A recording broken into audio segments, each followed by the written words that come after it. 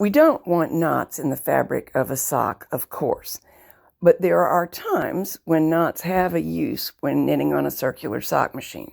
One of these is changing from main yarn to waste yarn and then back to waste yarn at the end of a project. Knotting the two together and pulling through can be a lot easier than trying to rethread and work around all the needles. Usually the knotted together yarns will pull through this area just fine. You almost certainly will have to help them through the two orifices in the yarn carrier with your fingertip or a tool. Sometimes they go through the first and hang up at the second. That's not what happened this time.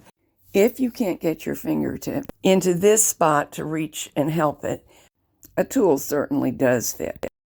An ordinary knot won't knit well. Plus, we really want a discrete and distinct change between the main yarn and the waste yarn. We don't want it to knit through. So here's what you have to do. In the case of switching to waste yarn, we want to leave a good long tail of main yarn for Kitchener stitching.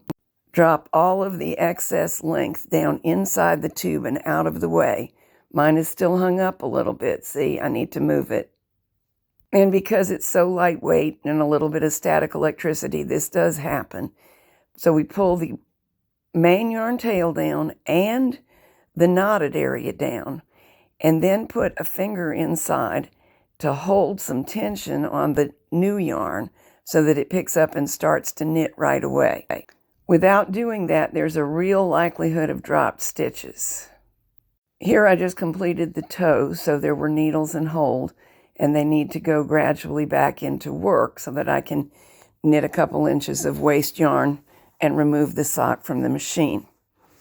The completion of the first round of changed yarn and even the second are also areas requiring care. The presence of yarn tails in this area may allow the stitches to grow. So go slowly, stop to visually inspect them. If necessary, pull down on the yarn tails or create some pressure with a fingertip just as on the first round, and you'll be able to knit off smoothly. I've got some imperfections in the waste yarn rounds, but not the first one, so I'll be able to Kitchener stitch off just fine, and I'll simply knit enough rounds to remove the sock from the machine. Near the beginning of the sock, if we changed from waste yarn to main yarn, and then we knitted the hem rows and now we've hung the hem, we have an additional challenge. Even though the change was 20 rows ago, these two tails can still get into the act. If they allow the stitches that they're involved with to loosen up, which they have done, those stitches may have trouble knitting off on the first row and we may drop part of our hung hem. The solution is to reach in and tighten them up. If you have other knitting machines and you have a claw weight, that could be used there. Or you can just use a hand. Here I'm reaching in with my right thumb, which is not what I would really do because the right hand turns the crank on my machine, but my left thumb would have blocked your view. In real life, I would have used my left thumb and kept it in position very carefully as I cranked around, trying to stay out of the way of the needles. It actually isn't too hard. Another place I find it acceptable to use a knot is when you're trying to eke out waste yarn and reuse it. Here, I don't actually have a knot in my waste yarn. I'm making one for you to simulate what happens if you try to reuse waste yarn a long time. It'll get weak spots. Here comes our knot. It made it through the mast just fine.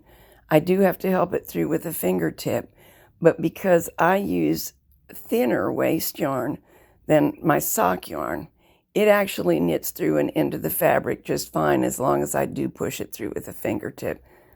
While this would be a complete no-no in a fabric that you wanted to use for a garment, there's really no problem in waste yarn.